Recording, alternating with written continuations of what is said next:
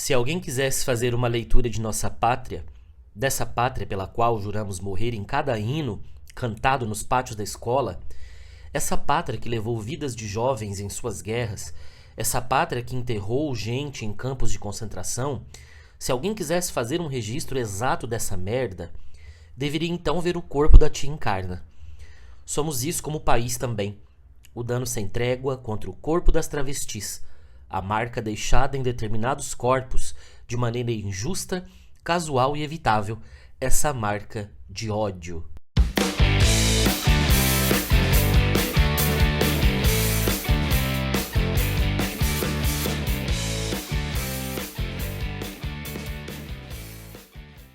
E aí pessoal, tudo bem? Sejam bem-vindos a mais um vídeo aqui da Acrópole. Eu sou o Luigi e no vídeo de hoje nós vamos falar um pouquinho sobre esse livro aqui que me marcou muito, que é O Parque das Irmãs Magníficas, da Camila Sosa Vilhada. Camila Sosa Vilhada. É uma escritora argentina, uma escritora transexual.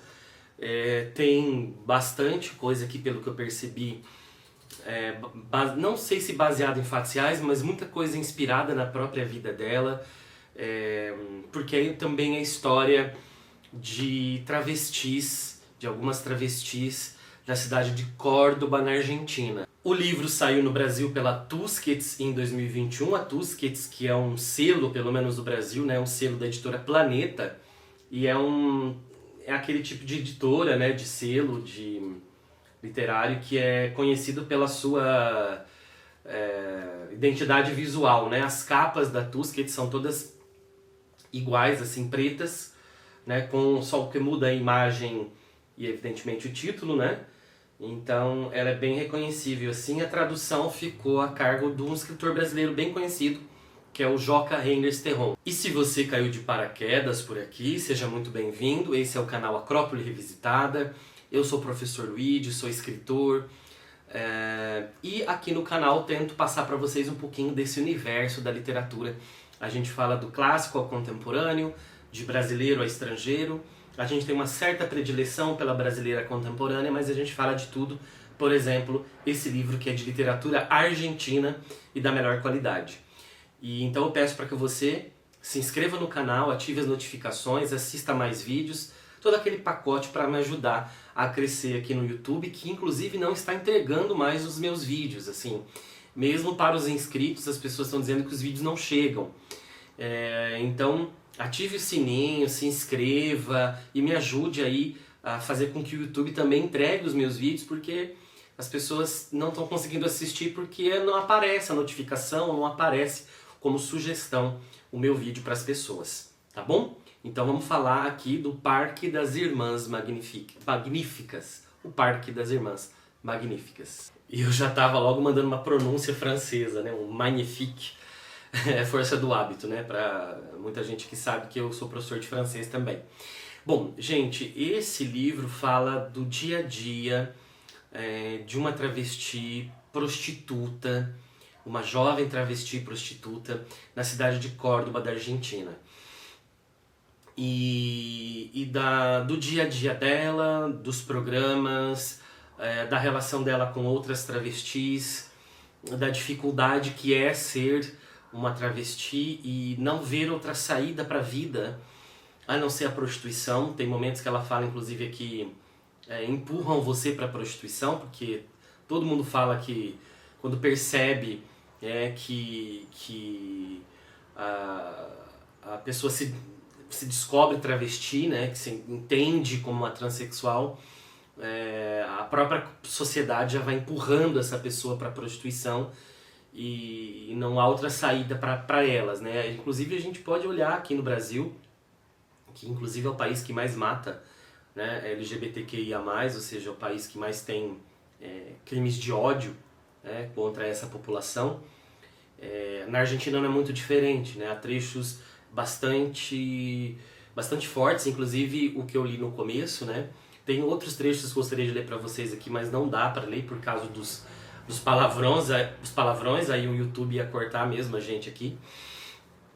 Mas é de como ela se relaciona com o mundo, com as outras travestis no dia a dia, as perspectivas de futuro, as perspectivas de ter uma outra profissão, ela até chega a fazer uma faculdade na cidade, chega a fazer um curso superior, onde ela também é recebida com bastante hostilidade, e de como ela é acolhida por uma... Como todas as travestis daquela região são acolhidas, que trabalham nesse parque praça, são acolhidas por uma tal de Tia Encarna.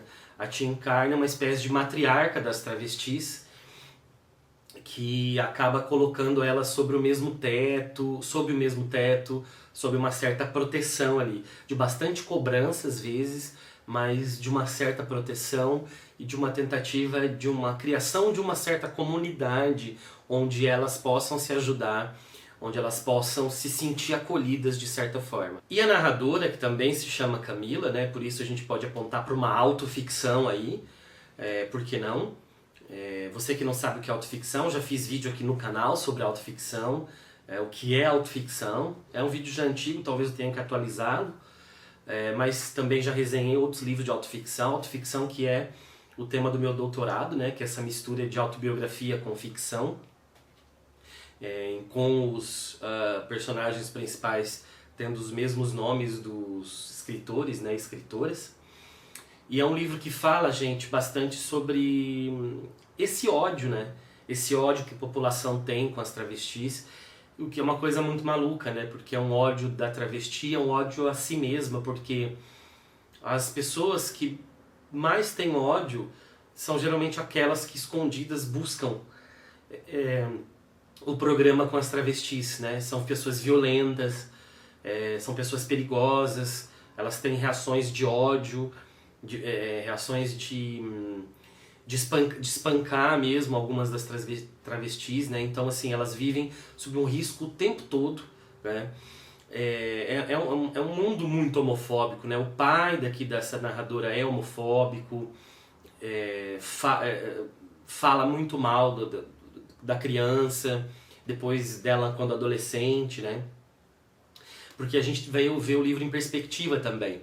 Ao mesmo tempo que a narradora vem contando pra gente o presente da narrativa dela, ela vai voltando no tempo e mostrando da sua própria descoberta, de quando ela passou o primeiro batom, de quando ela resolveu colocar roupa feminina, de quando ela resolveu fazer programa, de quando ela ia para os bailes gays, etc.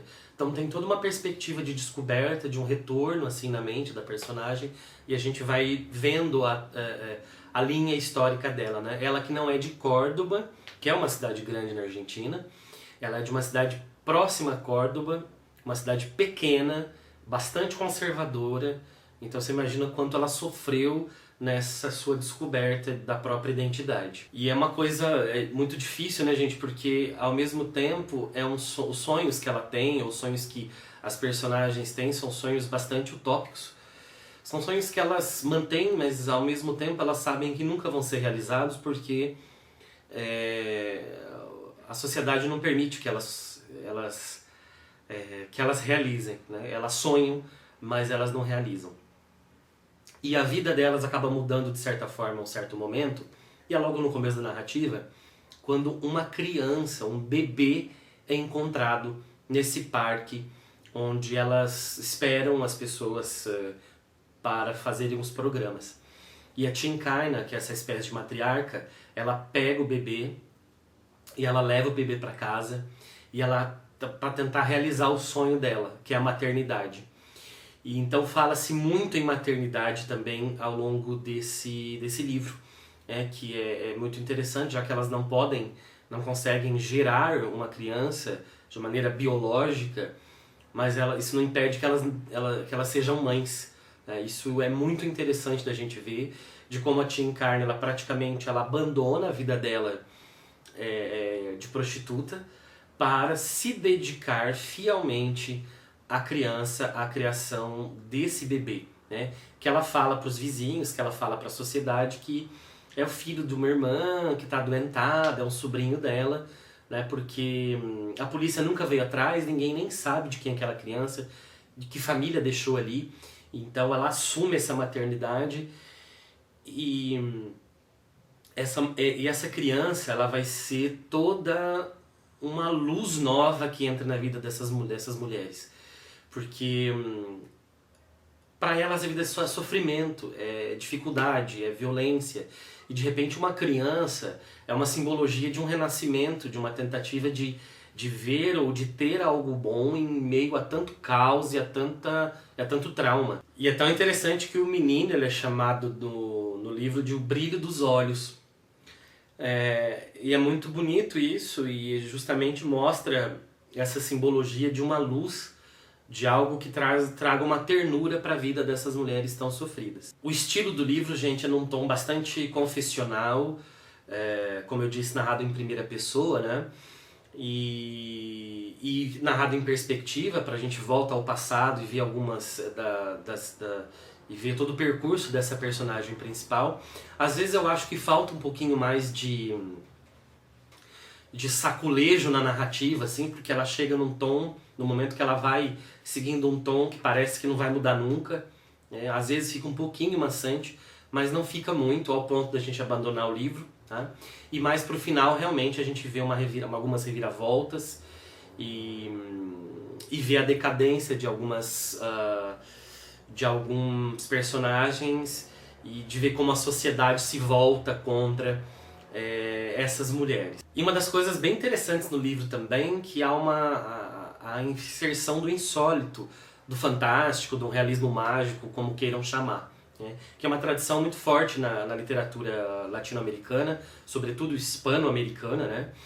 E há, por exemplo, Homens Sem Cabeça, há uma mulher que se transforma em pássaro, há uma mulher que se transforma em lobo, né? Que é chamada de lobiscate aqui. O interessante é que essa quebra de algumas coisas, né? Então, uma mulher se transformando em, vou colocar aqui, lobisomem, entre aspas, né? Porque a palavra homem tá aí.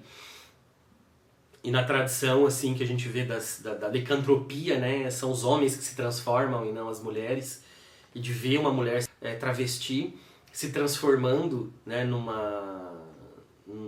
nessa lobiscate, ela precisa ser trancada para não ferir ninguém. Essa mulher que vira pássaro, mas... E é muito doido isso, porque ela vira pássaro, mas... o pássaro tem uma simbologia de voar, né? De libertar e voar sozinho, e na verdade ali é um pássaro que é preso, é um pássaro que está em gaiola, é um pássaro que definha, né? E Homens Sem Cabeça, eles se apaixonam pelas travestis, inclusive uma delas, um desses homens que vieram da guerra, ele tem uma relação amorosa profunda com a Tia Encarna, né? E a Tia Encarna inclusive esnoba ele depois de um certo tempo. O que seria a simbologia desses homens sem cabeça, né? Será que são homens sem a cabeça do tradicional? É por isso que eles se entregaram ao amor das travestis? Então tem essas peculiaridades ao longo do livro. E recomendo, gente, recomendo o livro com bastante ênfase, O Parque das Irmãs Magníficas, Camila Sousa Vilada, é o livro da resenha de hoje, com tradução do Joca Renes Terron, e saiu pela Tusquets. Tu sabe o que um homem tem de fazer para ser um homem de bem? Tem de rezar toda noite, formar uma família, ter um trabalho. Duvido que tu arranje um trabalho de minissaia, com a cara pintada e o cabelinho comprido. Tira essa sainha, tira essa pintura da cara. Tinha que tirar isso na base da surra. Tu sabe do que tu pode trabalhar desse jeito? De chupar, meu amigo. Sabe como eu e tua mãe vamos te encontrar um dia? Jogado numa sarjeta com AIDS, com sífilis, com gonorreia. Vai saber as nojeiras que eu e tua mãe vamos encontrar contigo um dia. Pensa bem, usa a cabeça. Tu sendo desse jeito aí, ninguém vai te querer. E aí, pessoal, vocês já leram esse livro? Escrevam aqui nos comentários. Não é muito comum, mas vocês já leram algum livro em que transexuais, travestis, pessoas não binárias, assexuais e todas essas identidades de gênero, espero que o termo esteja correto, se não estiver correto, por favor, me corrijam. Não me cancelem, mas só me corrijam, porque eu quero aprender. né? Se essas identidades de gênero, vocês já leram algum outro livro que essas identidades de gênero, alguma delas estão presentes nos protagonistas e que a gente consiga ver a história pela perspectiva deles, tá? Deles, delas, etc. Tá bom? E é isso, gente. Fico por aqui. Nos vemos num outro vídeo. Um abraço e até a próxima.